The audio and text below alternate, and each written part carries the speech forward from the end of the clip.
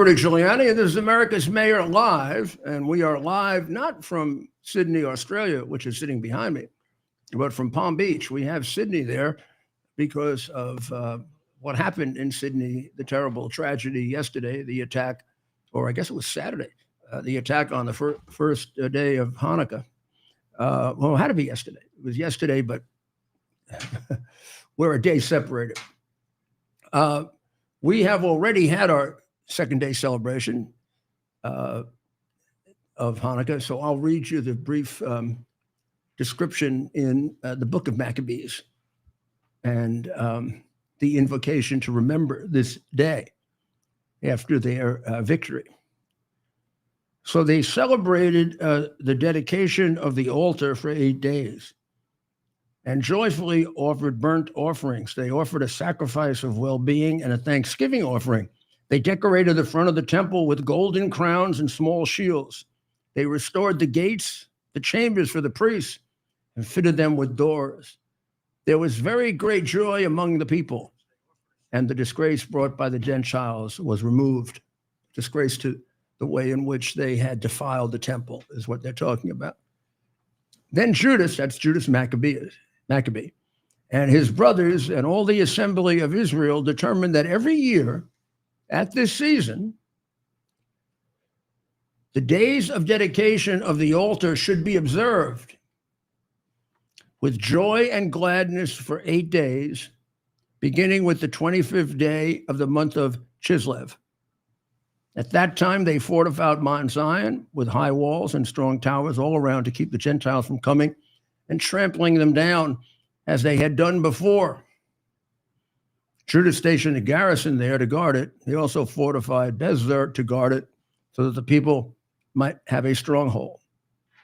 So that is, there's quite a bit more about the battles, but the celebration is a celebration of the rededication of the temple, which had been defiled by the Gentiles and was rededicated by burning oil for 8 nights. The miracle being they had only oil for 1 night, and God supplied the oil for 8 nights, and that is celebrated now as Hanukkah. And we lit our second night candle tonight. Meanwhile, the war of the Islamic extremists against the West continues and broke out this weekend over many, many fronts. And if you don't think we're at war, you're asleep. And if you're asleep, we're in danger, or you're afraid. You're afraid to tell the truth about the Muslim religion, where a question can be raised, and it's certainly a legitimate one, as to whether it really should be described as a religion. It is true that the vast majority of Muslims are peaceful people, have nothing to do with murder, have nothing to do with war. It is equally true that the Quran, which is their Bible, tells them that if necessary, they should conduct war against the Jews and against the Christians, not defensive war. A war to capture a country is not a defensive war. The whole defensive war theory is a false apology, which wouldn't be needed if it were a true religion. You wouldn't have to do this. You wouldn't have to lie about it. When Muhammad's successors, immediate successors, entered Iran to capture it, it wasn't to defend themselves against Iran. It was to capture Iran, to annihilate the Zoroastrian people, and make them Muslim, which they proceeded to do. When they went into Mecca to take it back, Mecca didn't come out and attack them. They went into Mecca with the hordes of people and people there.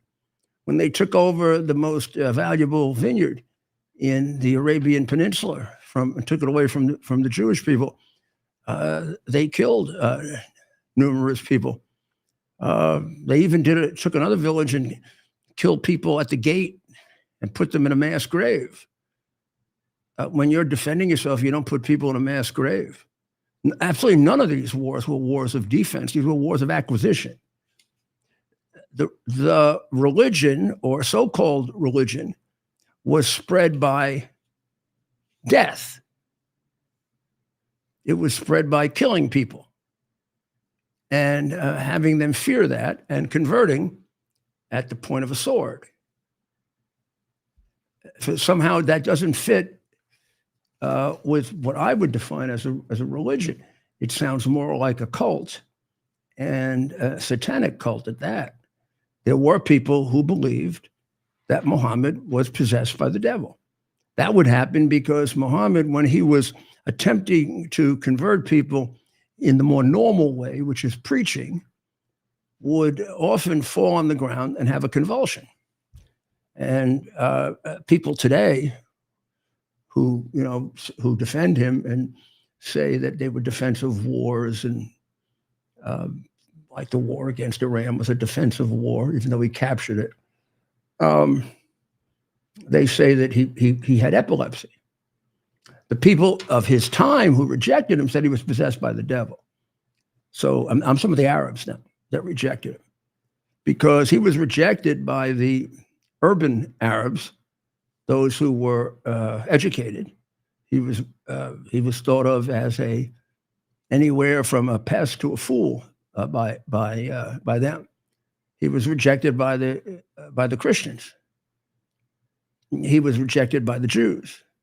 That's when his views on them all changed. His views originally were quite generous with regard to Christians and Jews and how everyone could live together. But when they threw him out because he was preaching what they regarded as nonsense, that he had been taken up to paradise by the angel Gabriel, and he had met Jesus and a whole bunch of other prophets who told him he was the greatest prophet. When the people rejected that, he went out into the desert among the Bedouins, the illiterate, the uneducated, and he converted them. They bought the story to the point of maniacal homicide. And then they rode through the Saudi Arabian desert, attacked towns, killed people, and in that way converted them. And then tried to spread that and did into Iran. And since then, I've been doing the same thing. What do you think the Crusades were about? Or what do you think the invasion of Europe was about, and the Battle of Lepanto, when the Spanish drove them off the continent? And what do you think? What happened in Australia on the first day of Hanukkah was about? It was about killing Jews because they have to be eliminated so that the Muslim religion can dominate. What do you think they're doing in Africa? Why are they killing Christians in Africa by the thousands? Why? For the same reason they were killing Christians in Spain and Italy and Germany and other places, to spread the religion. That's the way they spread the religion. They don't send out missionaries, Catholic or evangelical, to preach the awesome words of Muhammad. They send out soldiers. And until we face up to that, we're going to remain in great danger. When we stop playing silly, frightened child, and say, Islam is a religion of peace. It's exactly what it's not. It's not a religion of peace.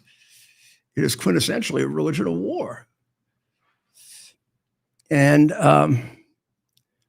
so, along with all of the killings that they did over the weekend in Iran, and We have our guest. oh, we do. Yeah. But let's we have with us Dov Hikind, who is a leader in the Jewish community, not just in New York, but in the United States, a former New York State representative, a great political leader, and even more than that, a great religious leader, a person who, as many do, loves the Jewish people and understands what's going on better than anyone. Dov, this had to be a very sad first day of Hanukkah. for all of us, but particularly for people that are really, really close to what's going on. But Yeah. not unexpected, huh? Right. First of all, it's good to be with you, Rudy. You're absolutely correct. When we did, my wife and I and my son Yoni, we were doing the first candle, lighting the menorah last night. You're supposed to be happy. You're supposed to be joyous. It's one of the most joyous festivals for the Jewish people. So yeah, we tried, but it was pretty difficult to do that, knowing, what had happened hours before in Australia.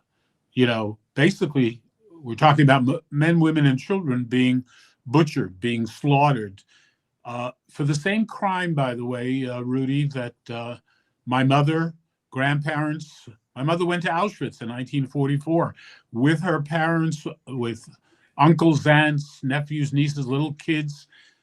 They arrived in Auschwitz. Almost everyone, my mother, of course, survived, but almost everyone else went straight to the gas chamber that day. And Rudy, the only crime they committed was the fact that they were Jews, period. And now, 2025, nothing has changed. Nothing has changed. There is no doubt in my mind, and I know you know this better than anybody because you've been on the front lines all your life. There are a hell of a lot of people out there all over the world, in America, in Europe, in the Middle East, who would take the opportunity to slaughter every single Jew. And by the way, not just every single Jew. The problem with radical Islam is they have a problem with our values. Yes. They have a problem with what America is all about, what the democracies of Europe are all about. It goes against what they believe. So, people need to wake up to the reality, this politically correct approach. Wanting to be a good guy. We want to treat everybody nice and good. Which I do. I also want to do that. I want to be nice to everybody, but not to the people who want to murder me and slaughter my family and so on and so forth. So there's a real problem in the world. I mean, for the Jewish people in particular, Rudy, we've never had anything like this. I mean, before October 7th, we have an organization called Americans Against Anti-Semitism, which I formed, unfortunately, after I left office, left the assembly. Things were terrible then. If you go back a couple of years ago, before October 7th, we saw anti-Semitism like we've never seen before, basically all coming from the left. And since October 7th, of course, it's gotten so much worse. People are really concerned. They're worried about the future, Rudy. People all over talk about, is there a future for Jews in America? A horrible thing for even hear people say, but that is the conversation a lot of people are having, Rudy. I don't at all blame them, and I can see exactly why. It concerns me greatly, being a Republican and being a conservative and being what would be regarded as on the right, to see that now there's even anti-Semitism emerging from the right. And I just did about 60 hours, and then I did a 2-hour podcast on Fuentes, and he's a frightening guy. At first, I thought he was an actor. I thought he was a bad guy for doing this, but I thought he was doing this in order to get ratings, in order to be a wise guy. But when you watch him, I say in it, having grown up in New York and having confronted all these hatreds, I can smell someone who's anti-Semitic. Yeah. I can smell it. I can smell it. It's almost in the way you say Jewish or Jew, or it's in the way you act. And this guy is this guy's got hatred in his heart. Yeah. Rudy. It's not, there are some people who are anti-Semitic for political reasons, which is terrible, but maybe they could be saved. Who knows? But this guy's got deep, deep hatreds, and the Jewish people. Absolutely, Rudy. But he's not the only one. I this know. new phenomenon now, which on the right, it used to be basically in the old days. I mean, I remember when de Blasio was the mayor, and I called him up and I said, you know, the anti-Semitism is all coming from the left. We see the perpetrators. We see who's beating up on It's true. Jews because you saw all the videos and so on. And he used to say, no, it's the right, it's the radical. You know, the bottom line is that right now, 2025, this has developed over the past year. You have a number of very important figures on the political right who are, to me, more dangerous than almost anybody else on the left, to be honest. The left, forget it. The Democrats, it's over. The party is over. Right. Totally. Right. Totally. Okay? There are a couple of moderates, but, you know, the radicals of the Democratic Party are trying to kill them, trying to decimate them, get rid of them. But now we have a problem on our side as a Republican, as a conservative. And you know very well, Rudy, you know, I was a Democrat always, but I supported more Republicans as a Democrat, being part of the Democratic Conference in Albany for 36 years. I made a lot of enemies, but I supported people like yourself and so many other Republicans, because to me, it was about being an American. And like, who's the best person for the people of New York or the people of America? So yeah, the Republican Party, no question about it. That's where we have our friends. The Republican Party is good for America. It's good for the future. But there's something going on in the Republican Party that if leaders don't wake up and deal with it, it's going to, you know, when you don't deal with a wound, you don't deal with a disease, and you let it just, you don't go to the doctor, you don't do anything, you know what ends up happening. You know, the patient, it gets very, very serious. So we've got a real problem on the political right that needs to be addressed, not being addressed yet in a serious fashion. And regarding yourself, Rudy, look, you said before, you didn't say this, but this is what you were saying. You can smell an anti-Semite. Oh, from a mile away. I know that. Yeah, you can't fool me. I know that about you. You can't fool me. I mean, I've lived it all my life, even though I wasn't Jewish. I grew up in a neighborhood that was Italian, Irish, and Jewish. I know the Jewish community as well as I know the Italian or Irish community. I have as many friends in all of them, and yeah, I can smell it. I can smell the ones who are doing it for profit and because they're trying to gain advantage, and then the ones who really, really mean it. And we got some that really mean it. The only thing I can say to you, Dov, is there has been more of a reaction within the Republican Party than the Democratic. A lot of them have come out against it with me. And No. I think there'll be more of it. I see a lot of the senators shocked, and they don't want this guy around. And I don't think people look. I didn't realize how bad he was until, I mean, in some ways, that interview with Tucker Carlson maybe was a good thing. I didn't realize this guy. I thought he was a joke. I thought he was like a stupid joke, even with his Hitler stuff. You know, I love Hitler. Who the hell could love Hitler? I love Stalin. I mean, you got to be a joke to do, but he isn't.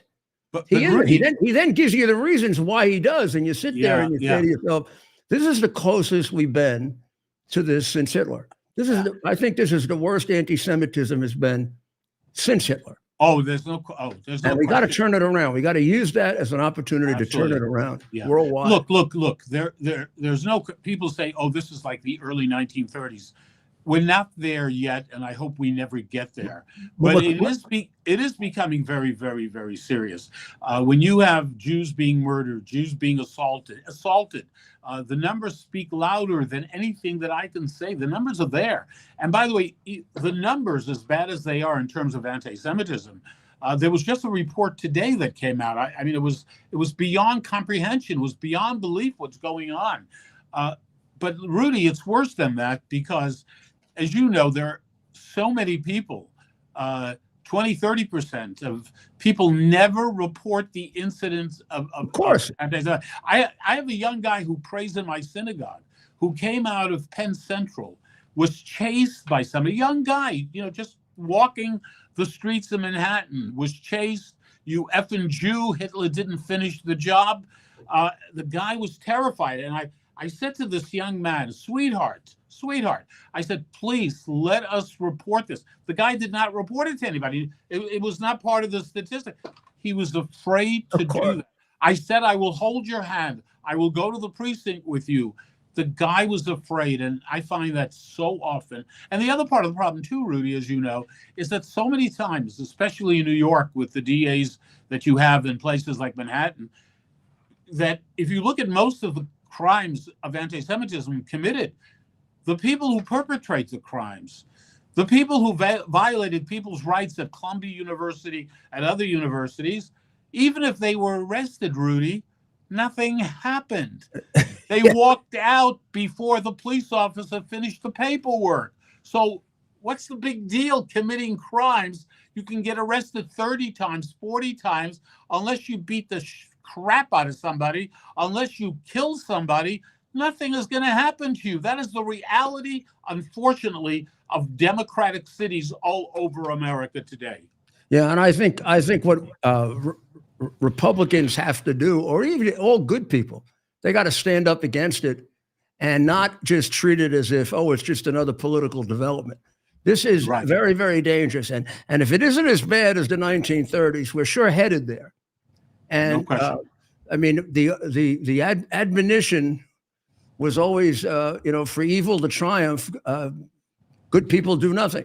And that's where we are. That's what you think of all of the acts of anti-Semitism that took place with the Squad and people and nobody said anything about it or did anything about it. That's why we are where we are.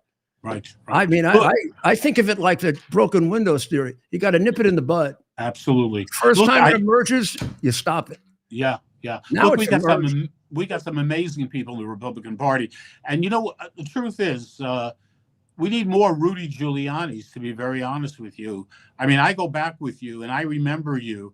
I mean, you took no crap from anyone. You got it. You understood. New York was over for New York before you became mayor. It was finished. You couldn't get a moving company. You couldn't hire a moving company because so many people wanted to leave New York, and they were leaving New York until you came along. And you were tough, and you were strong, and you were fair, and you changed everything. And we just don't have people like you. Very I few. think maybe we got to go find them. Yeah, we've got to go find them. And I'll tell you, it's called courage, by the way. Courage. Yeah, I was when October 7th happened, I actually had exactly the opposite view. I thought this was going to end it. I thought it was going to. I mean, everyone was going to come to the aid of Israel, and how could you not? I mean, these poor people. These poor people weren't even soldiers. They're probably, as you know, probably some of them almost like the peacenik part of Israel, right? Oh, listen, the people probably don't agree with you and me. Nobody talks about this too much, but I remember going there and they would argue with me. I thought I was more Jewish than they are. By the way, the people in the South, where 1,200 people were massacred, butchered, the women raped, and they're such good people. Rudy, I was there. I went to Israel. Literally, I got there 2 or 3 days after this happened. I was in Kfar Aza. I was in these places. Rudy, what I saw with my eyes those days is beyond. The full story has not even been told. The horrors committed against human beings, children burned to death, for God's sake. Okay, these guys were videoing. They were videoing what they were doing. I mean, we just have the case in Australia, which is really fascinating. Why? Because you have a father and a son. The father and the son worked together. They planned, they plotted. What did they plan and plot? How they were going to shoot 10-year-old girls, 86-year-old Holocaust survivors. It didn't matter. By the way, Rudy, it didn't matter if they were Zionists. It didn't matter if they were Jews who hated Israel, maybe. They were liberal Jews. The people in the south of Israel that were massacred, as you pointed out, these were the peaceniks. These were the people who were taking people from Gaza into Israeli hospitals because they cared. They wanted peace, etc., etc., etc. Right. That's all over. Everyone in Israel really gets it today. It took a little bit. It took a little time, but these were the peaceniks, for God's sake. Yeah, unbelievable. Well, I'm going to hope that you and I and people like us keep speaking up and we turn this thing. It's got to turn. It has to, for the good of. And by the way, the people who aren't reacting are really crazy, because if you look at the Islamic religion, the Quran. Quran, right? Yeah, the Quran talks about eliminating. It's not just Jews; it's Christian, all infidels, non-believers. Unless we convert, you kill us. Yeah. And Muhammad probably, just in numbers, killed more Christians than he did Jews, because there were more Christians to kill. And look at all the Christians being killed in Africa because they're Christian and they won't become a Muslim. Yeah. People refuse. We lie to ourselves about the religion. I know there are a lot of good Muslims, and I know there are a lot of Muslims that are peaceful, and the problem is their religion isn't. Right. Well, look, Rudy, what happens in Iran when we watch those demonstrations in Iran, they burn the Israeli flag, but they burn the American flag. Israel is the little Satan, and they call America the great Satan. I mean, unfortunately, a lot of people just don't understand what this is all about. It's not about the Jews. The Jews may be the first ones. It's about everybody else as well. And you're the easiest target. Yeah. You're the easiest target for two reasons, because historically there's been this sickness of anti-Semitism, and also you're on the front line. You're in there, you're in there. Absolutely. But the reality is, if you were to count, I would guarantee you that in the modern era, they've killed more Christians than Jews. Yeah. There's no question about it. When you look at Africa, when you look at wiping out the Christians in Lebanon, they slaughter them. Absolutely. And there's no distinction. You're absolutely right. In Tehran, every Friday they finish their prayer with "Death to Israel, death to America." 1, 2, boom, boom. Death to Israel, death to America. Absolutely. That's their prayer. That's part of their prayer. Right. I don't know any Jewish or Christian prayer that ends in death to. Right. But Rudy, they really mean it. This is the part that people in America and all over the world, the good guys, they're the good guys. They should realize that our enemies, the radical Islamists, they will destroy. It doesn't matter. It absolutely doesn't matter. If you are not part of Islam, you do not deserve to live. Your society does not deserve to exist. That is the reality. It's a very, very sad reality. And as I said, I was saying before, the father and son who went out with their guns to shoot Jews, men, women, and children.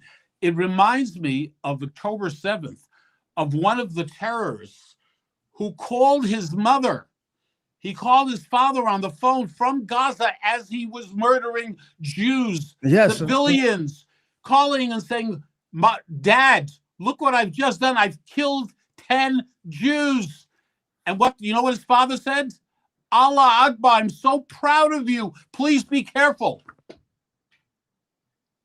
This is who we're dealing with, Rudy. Well, you keep it up. You keep it up. All we can do is use our voices and our abilities and our whatever we can do to get the message out. And I just pray to God it turns. I think I have to believe that it will. And thank you. Hope. And Rudy, thank you for everything and everything that you have done and continue to do, and we'll be in touch. Thank you. God bless you and your family. And happy Hanukkah. Thank you so much. Enjoy. Sorry, I cut you off. That's all right. That's all right. Okay. Well, that's really a great man. He's been fighting this battle since, gosh. How long have you known him, Mayor? Oh my God. For as long as, 40 years. Wow. When he was a young assemblyman and always in trouble with the Democrat Party because he wouldn't toe the line. And it was over from the very beginning. It was over Israel. I mean, I mean, there was a time the Democrat Party was the champion of Israel. It turned completely, and he's right. The Republican Party turned out to be the last remaining champion of Israel, and we still are, but we're beginning to show deterioration. Right? We've got this big movement with not just with Fuentes, who seems to attract these silly young people, but Tucker Carlson, who's more careful about it, but says things that are extraordinarily dangerous, and then treats Fuentes like the interview of Fuentes was completely it was like journalistic corruption. Mm-hmm. There were so many questions to ask him about the things he said in the past, things he contradicted himself. He aided in presenting a false picture of Fuentes to America. Well, he's too smart for that. Right. I used to think he had too much integrity for that. But when you present a guy, when you present a guy who believes in the blood libel, and the Jewish people still bear responsibility for the death of Jesus, and you don't bring that out, and you let him agree with you that there is no blood libel, but you got him on tape 20 times saying there is, and you don't bring that out so that people can evaluate honestly who this person is, there's something seriously wrong going on. And something Tucker should explain to the American people if he wants to continue to have credibility. Amen. I couldn't say. And you can't hide these Nazi hate mongers. You can't let them get a Right. If you want to give them a pedestal, you have to do what Piers Morgan did to him. Yeah. Rip them apart. He did a great job. I mean, Piers Morgan, if you were being fair, just made a total fool out of him. Yes. And then in the middle of it, the stupid idiot says to Tucker, "Oh, by the way, I was born on the same day as Stalin. I love Stalin." And then Tucker said, doesn't question. I mean, at that point, you stop and you say, "Gee, there are a lot of empty beds in an insane asylum right nearby. Want me to take you there?" You love Stalin? I mean, yeah. Right. Gee, why don't you add Mao Zedong just to make it a threesome? Right. You hate Jews and you love Stalin? I mean, this is... Right. And it's Mayor. And Mayor, and it's the concerning part is that we're seeing pushback, but it's almost like there's an audience for this. I feel like 20, 30 years ago, someone saying something like that would be immediately run out of town. Well, yeah, they were. I mean, we did. We ran a couple of people out of the party right away when they started that. You see, what he has that they didn't have then was he does have a bit of an audience of stupid, uneducated kids. The idea that the kids of today are better educated than the kids of 20 to 30 years ago is very selective. I mean, they're educated in using a device to do everything for them. Right. But I mean, they can't add and subtract. Right. I mean, half of the graduates of high school in New York are below par in reading and way below par in math. Right. It's because if they have to, what's 5 times 2? Right. They got to check 10? 10? Yeah, 10. It's 10, see? Would you like to try that in your head? Oh, you can't do that in your head. That's what computers do. Computers do multiplication. Oh, really? Now you really want to get into something that's beyond PhD level. Try division. Oh. To be fair, I don't think I learned long division. I was in school. I'm talking about short division. 2 and 4. Jeez, Well, we laugh when it's not. Iran has arrested a Nobel Peace Prize laureate. She's been detained in Mashhad, 420 miles from the capital, and it's hard to know what she's been arrested for. She is a Nobel Peace Prize laureate, and she was detained in Mashhad, 420 miles from the capital. She was attending a memorial for a human rights lawyer recently found dead under unclear circumstances. I don't think the circumstances are all that unclear. Right.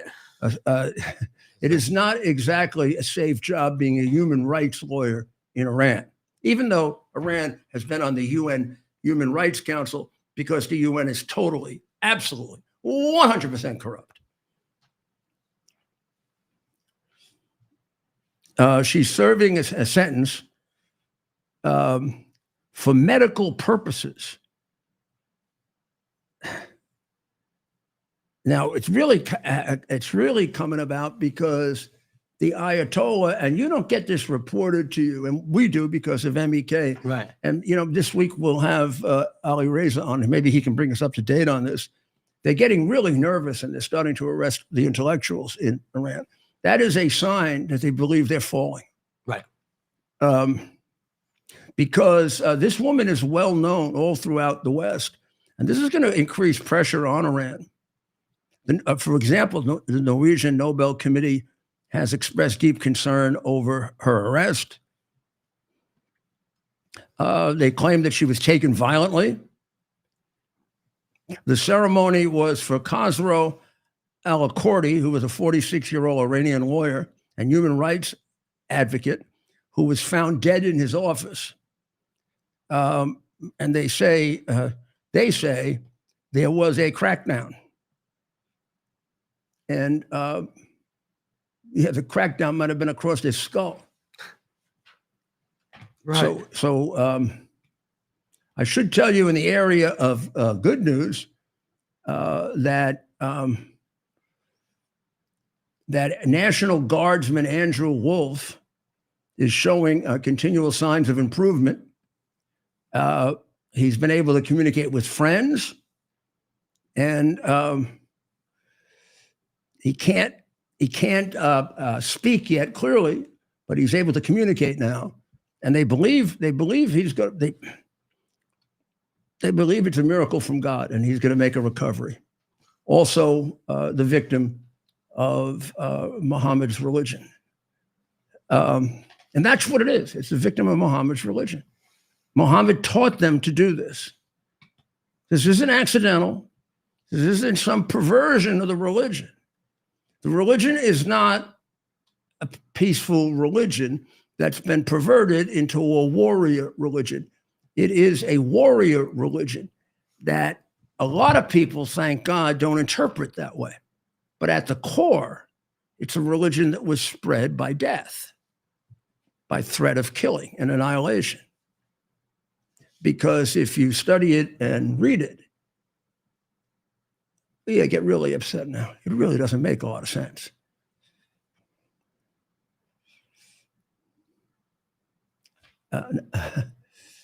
No, not when you do mass graves. Right. So Venezuela still waiting to see when we can get Maduro out of there. Really necessary to get him out of there so that China and Russia don't have a foothold in the Western Hemisphere, that we keep reducing their footholds at least. I mean, it was only Cuba for a while. Now they've got Brazil, and they've got that jackass in Colombia. We're starting to win. We're starting to win some of these back, but Maduro is their big prize. It's, after all the oil is there, and it's about time we kick that guy out and reestablish Venezuela as a democracy, a capitalist country, and a contributor to our civilization, which it is part of. And the Trump corollary to the Monroe Doctrine should be very much encouraged. I mean, after all, China's trying to do that with all the islands around China. Well, we're not going to allow China to do that, and we are going to do it. You say, well, if we're going to do it, why can't China do it? Because we're not a homicidal dictatorship that's killed 100 million of its own people. Right. That's why. Because we didn't spread COVID throughout the world. That's why. Now, I don't want to spend a lot of time on this because I didn't spend a lot of time on this originally, and I don't want to spend a lot of time on this, but I am very, very disgusted at what's happening to Erica Kirk and what is happening to Turning Point. I think it is evil and horrible with the doubts that are being created and the attacks that are going on. And I just have to say it. I mean, I have nothing for or against Candace Owen. But what the hell is wrong with her? Right. What's wrong with her? Is she crazy? I mean, the New York Post raised that the other day. I mean, does she need psychiatric help? There's definitely some signs there. I also think part of this is for clicks, for attention, which in this day and this era of content if consumption, she's trying it to makes create money. doubt about who killed Charlie Kirk and make it look like his organization and his wife had something to do with it. Yeah, it's about clicks, but if you go that far about clicks, there's something extremely evil about you. Absolutely. But Trying to frame somebody for a murder? For clicks? I mean, and if you get them, all it tells you is how sick our society is. Right. So Erica Kirk's been making the rounds on media, and this is her on. She was asked about Candace, and had this. Yeah, let's just. She was asked about Candace and had this to say. She has been one of the main peddlers of these conspiracies, and she is making a huge amount of money on it. She is building her business off of these lies. What do you want to say to her and the other people that are putting these lies out into the world right now? Stop. That's it. That's all I have to say. Stop.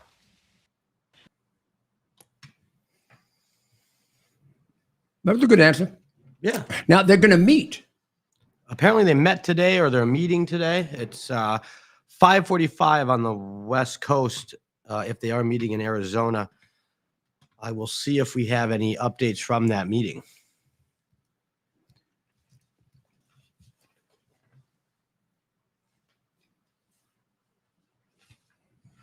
None? Nothing yet. So should we take a break, pay the bills, and come right back? let's take a break, and then we'll do a sum up of all of the A busy weekend in the news, all the- unfortunately. A lot of tragic. all the murders, all the tragic killing, incidents. and so much of it in the name of Muhammad.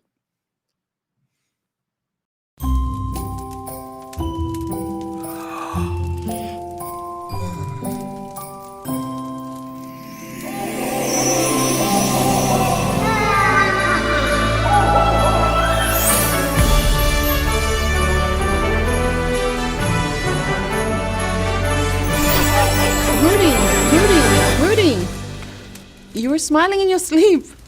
I know the perfect gift for Christmas. Go to rudy.coffee.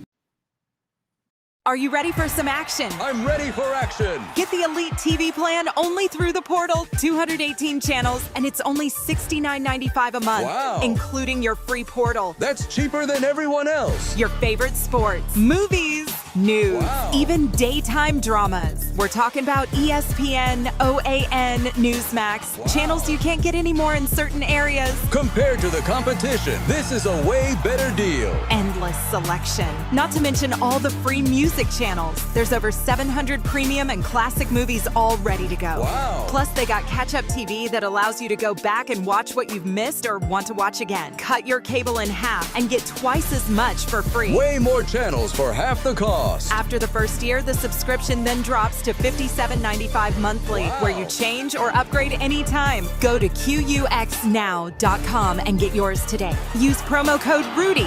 Act fast. These deals are selling out. U.S. Army Major Scott Smiley paid a high price serving our nation. Scott was leading his platoon in Iraq when a blast sent shrapnel through his eyes, leaving him blind and temporarily paralyzed.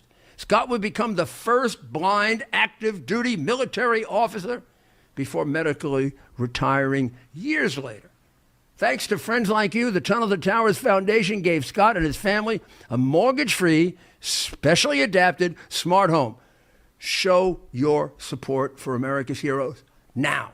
Donate $11 a month to Tunnels to Towers at T2T.org. That's right. And we're back.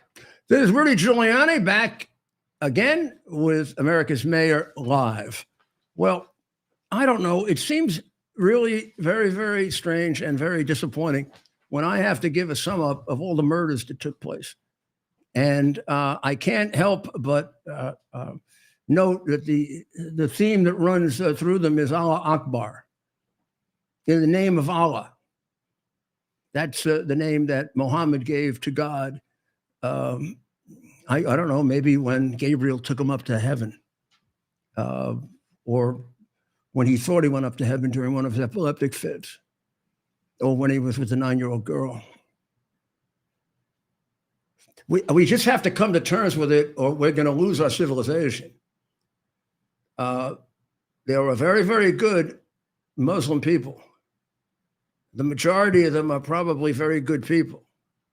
It's a very bad religion. A religion can't be a good religion when in its holy book, it tells you that you've got to kill infidels and that you're going to be rewarded for doing that. And the infidels are the Christians and the Jews. Do not be confused about the bullshit that they give you. The book is not in chronological order. The book is in order of the longest first, and then, so it confuses the living daylights out of you. So you see Muhammad saying how wonderful Jews are, how wonderful Christians are. Then later on, you see how he's encouraged them to kill Jews and Christians. Because at the beginning of his life, when he thought he could convert them, he was very nice about them and very generous about them. But when they, along with the Arabs, threw him out as a guy they believe was a nut job, who they saw his epileptic fits, if they were epileptic fits, how the hell do I know if they were really epileptic fits? Maybe he was a nut job, but he was on the ground spitting and yelling and screaming, and they threw him out of Mecca. They said, "Get the hell out of here. We don't want your religion. We Christians don't want it. We Jews don't want it. And last of all, your fellow Arabs don't want it." He went out into the desert, and he went among the Bedouin, who were illiterate, poor, illiterate, probably, had 45 different gods. And he convinced them that this would be a great God for them because they'd go capture everything from the rich people, which they did. They set up an army and they went and they spread the religion. Yeah, they spread it by war and by threat of death, kind of like the mafia spread. And so you can tell somebody else that that's a religion. You're not going to tell me that. And you tell me it's a religion of peace, I'm just going to laugh at you. Because the religion is premised on war as the way of spreading. And it's about time we face up to that. I mean, it's only been 1,400 years. So in Syria, 3 Americans were killed in the name of Muhammad by ISIS. We think ISIS. Syria? Actually, here's where the confusion comes in with Giuliani. The guy that did the killing was part of Giuliani's army or security, but yeah. he had been, they say, located as a traitor, right, and a sympathizer with ISIS, and was going to be removed, but he wasn't removed, and he was removed after as a dead body after he killed 3 Americans.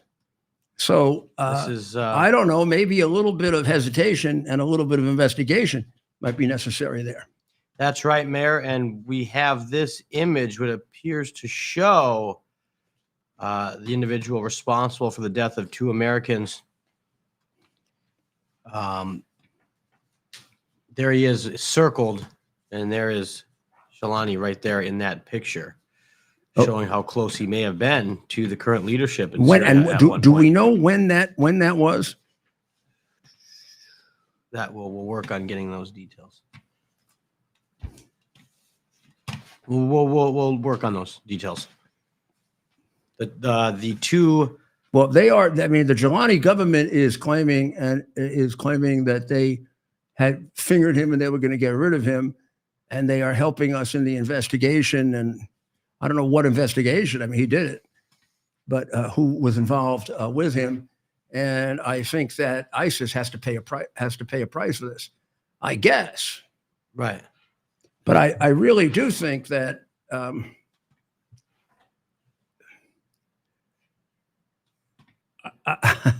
I think we just can't take Jelani at his word. I mean, this guy was a terrorist murderer all his life. We better get some backup for that. Right. So 4 defendants were arrested, part of the Turtle Island Liberation Front, for a very intricate plot to create terrorism on New Year's Eve in California. This is a group that is an offshoot of Antifa, Black Lives Matter. They believe in the destruction of the United States, liberation through decolonization, and tribal sovereignty. Turtle Island is the name that Native Americans apparently gave to the United States.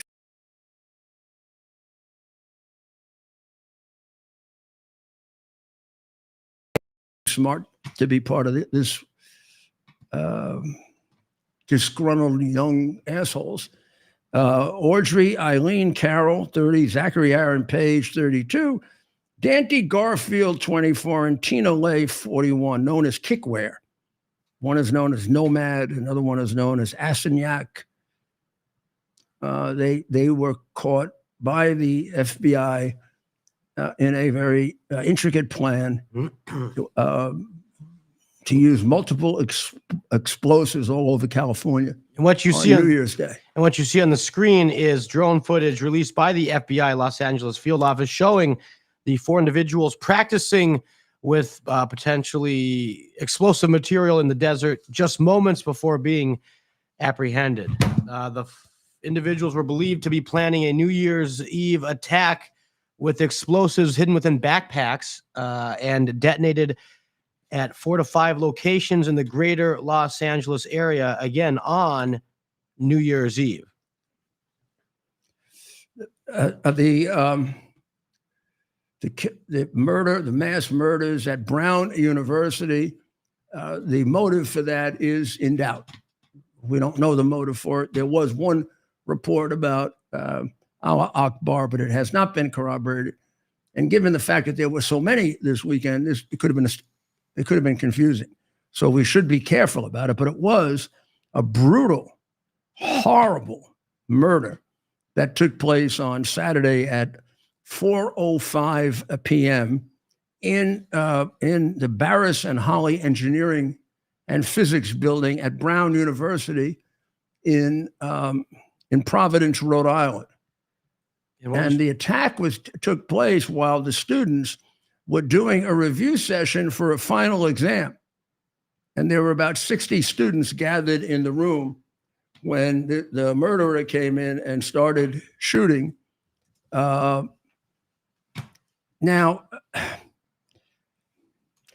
here's the chronology that I have. And I hope my chronology is wrong, Ted. My chronology says 4:05 Eastern Standard Time, shooting begins. 4:05, 911 calls begin.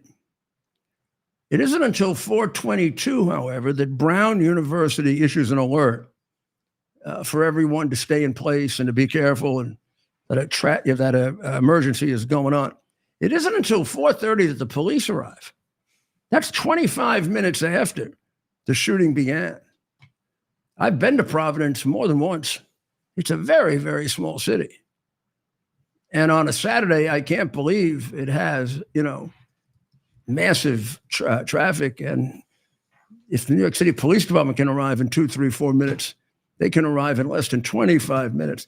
In fact, they arrived so hopelessly late, the guy was gone already. And by the time all of the massive amount of forces that arrived from 35 different places, there was nobody there.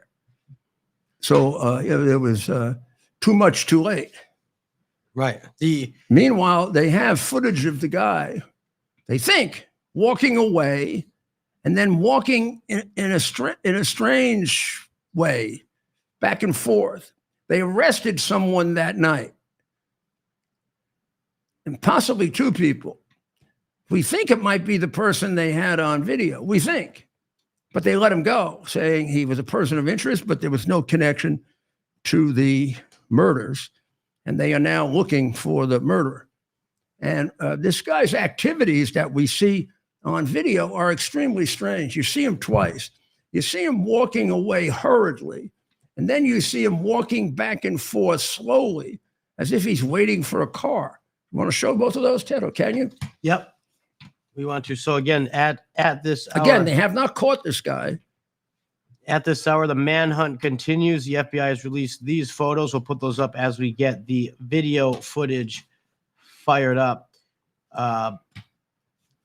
Again, the FBI and police have released new video and pictures. You have the pictures there up on screen. And what we want to bring up now is additional surveillance footage.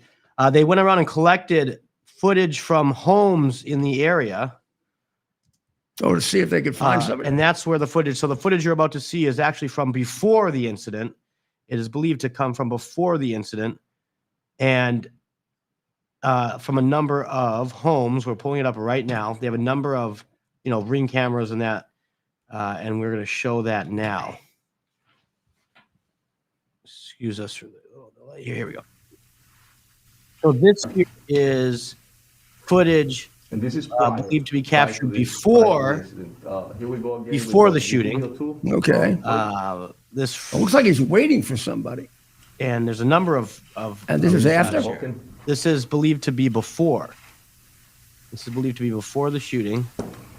Again, it is believed that the FBI and Providence Police may have additional information, and they are not releasing it at this I'm sure they time do. in order Let's to hope they protect do. the integrity of the investigation. But you make a very good point in terms of response time. If that is true, the publicly available information tells us that at 4:22 is when a first alert was sent out. And the Cameras shooting live. began. And the shooting began, according to this, 4:05. So that is quite the. And the police arrived at 4:30. That is quite the delay. So we are trying to get the latest updates. Thank you. Police So are we provide pursuing a this new as well, lead and I based ask on you the all photos to and please videos released. Make sure you put them up, and then anybody in the public that Let me take has this any off info here. This about is this a. individual, we So police are pursuing a new lead. The manhunt is underway. A person was detained over the weekend and released because evidence no longer supported holding him. Officials have emphasized that the investigation is moving quickly with evidence being collected by multiple agencies, but they are not yet confirming certain details that could compromise the case.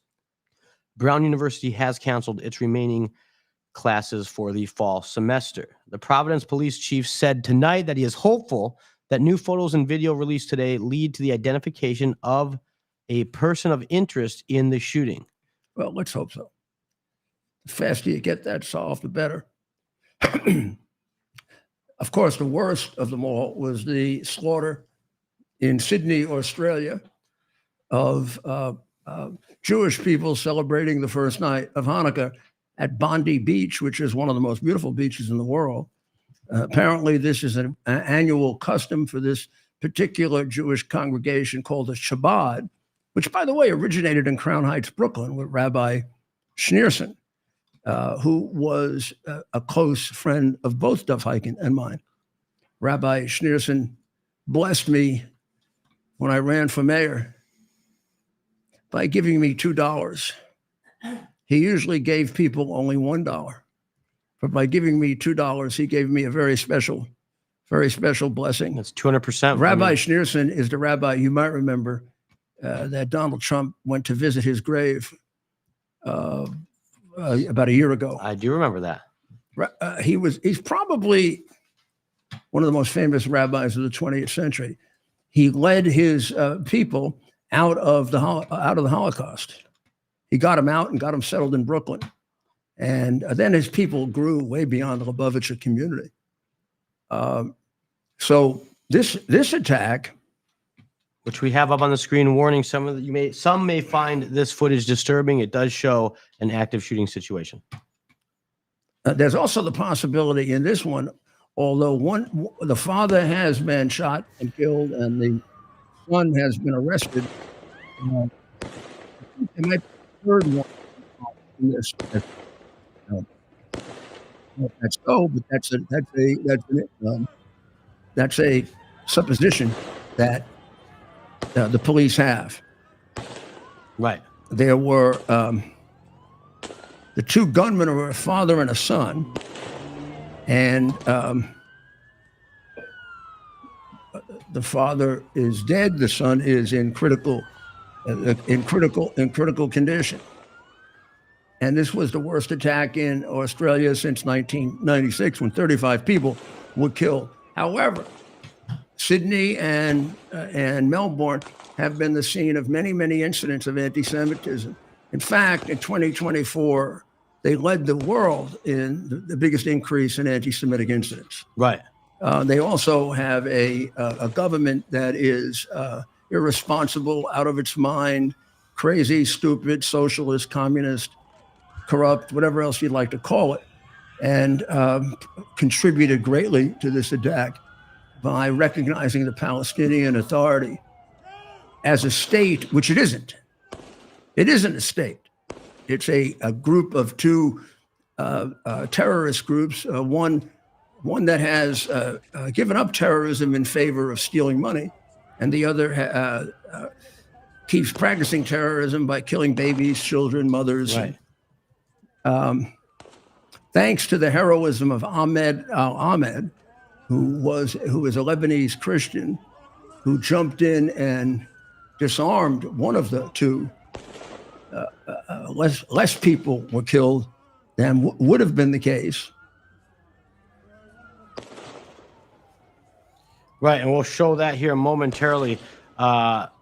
Again, this is we're going to show the brave actions of a hero here who likely saved a number of lives through his selfless act. Let's roll the tape.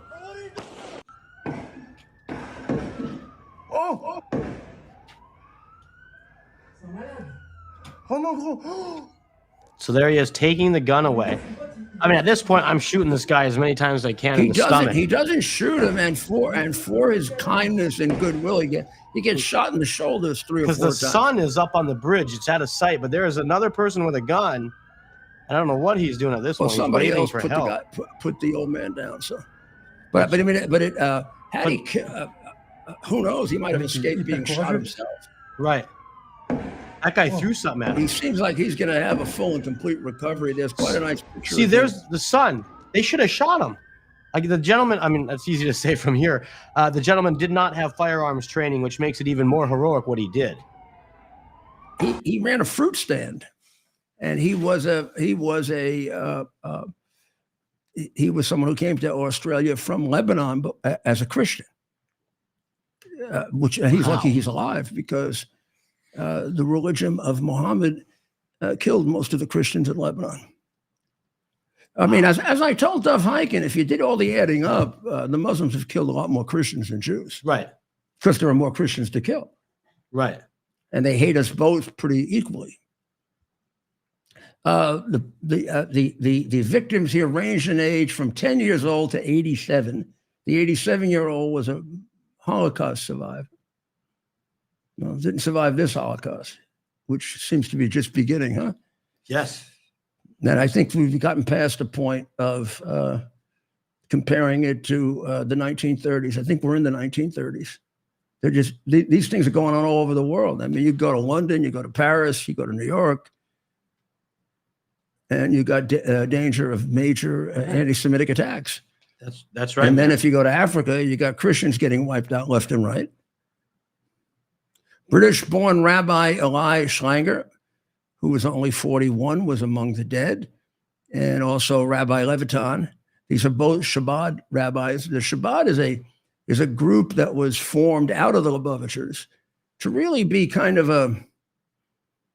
I'm probably wrong, and some Jewish scholar will correct me, but I consider them kind of a missionary group.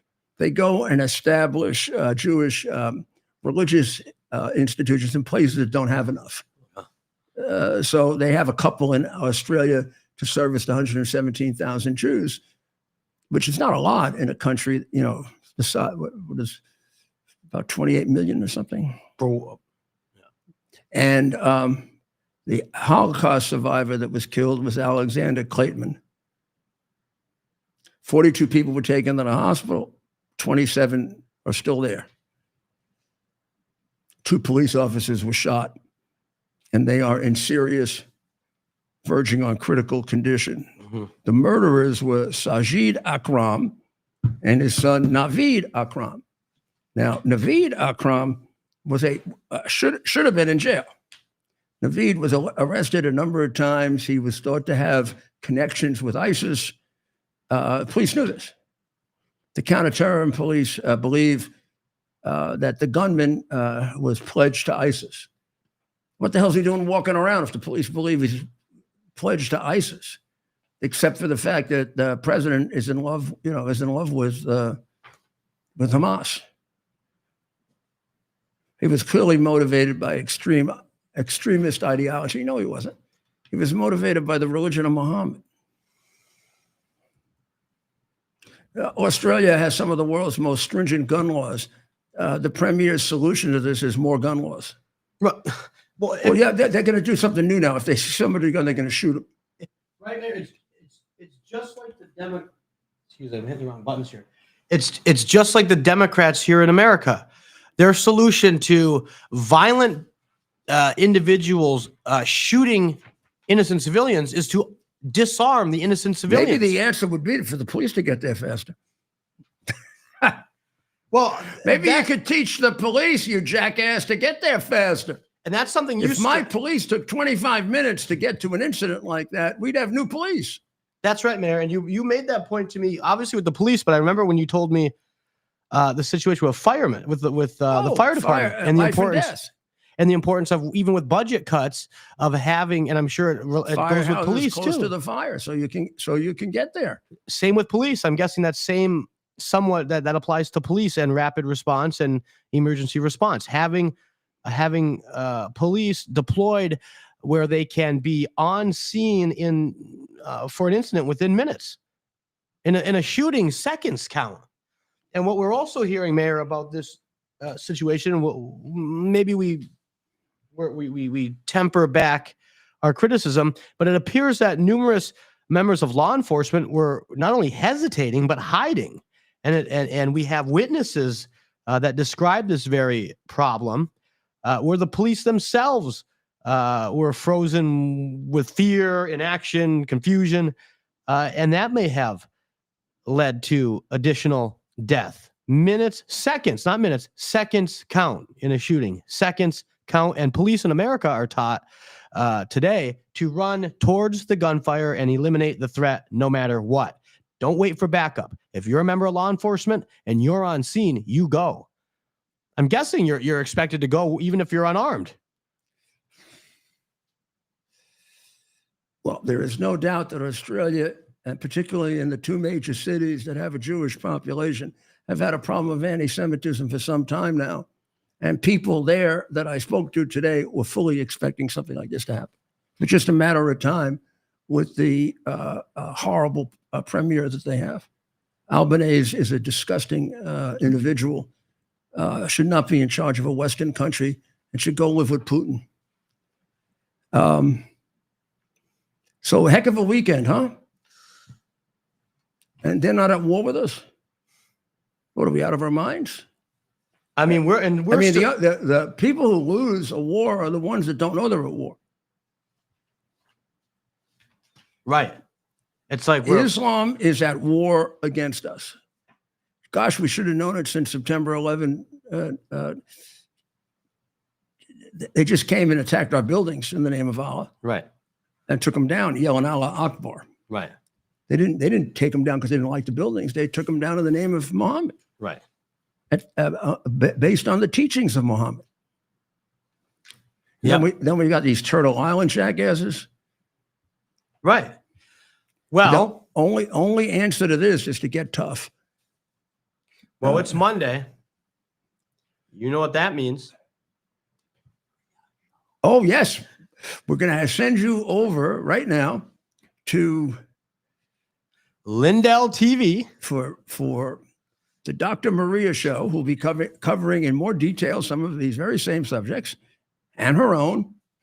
And She's got quite the show on tap, including special guests. Many of you here on our show know Justine Brooke Murray of Media Research Center. Yes, and they will go in depth on what we saw, the unfortunate terrorist attack in Australia. No one really follows this as closely as Maureen does. Right. She's excellent. Right. And I'm sure we'll have plenty more on this during the week. And as we said with Dov Hikind, we've got to lead the charge against this. Yep. People took too long to lead the charge against Hitler. We're not going to make the same mistake. Right. So let's pray now for the Jewish people. Let's pray because it's Hanukkah, and this is a joyous feast. It's going to be hard for them, for all of us to be joyous, but we've got to try. And we've got to rely on God to help us. We'll pray for the people of Iran and the people of Ukraine. And of course, the people of Israel. And we'll pray for our president going through very trying and difficult times. And tomorrow we'll be back on the third night of Hanukkah. Right. Well, we'll have another ceremony. We'll have another ceremony, another candle, and a little more matzah. God bless America. It's our purpose to bring to bear the principle of common sense and rational discussion to the issues of our day. America was created at a time of great turmoil, tremendous disagreements, anger, hatred. There was a book written in 1776 that guided much of the discipline of thinking that brought to us the discovery of our freedoms, of our God-given freedoms. It was Thomas Paine's Common Sense, written in 1776, one of the first American bestsellers, in which Thomas Paine explained by rational principles the reason why these small colonies felt the necessity to separate from the Kingdom of Great Britain and the King of England. He explained their inherent desire for liberty, for freedom, freedom of religion, freedom of speech, the ability to select the people who govern them. And he explained it in ways that were understandable to all the people, not just the elite. Because the desire for freedom is universal. The desire for freedom adheres in the human mind, and it is part of the human soul. This is exactly the time we should consult our history. Look at what we've done in the past and see if we can't use it to help us now. We understand that our founders created the greatest country in the history of the world, the greatest democracy, the freest country, a country that has taken more people out of poverty than any country ever. All of us are so fortunate to be Americans. But a great deal of the reason for America's constant ability to self-improve is because we're able to reason, we're able to talk, we're able to analyze,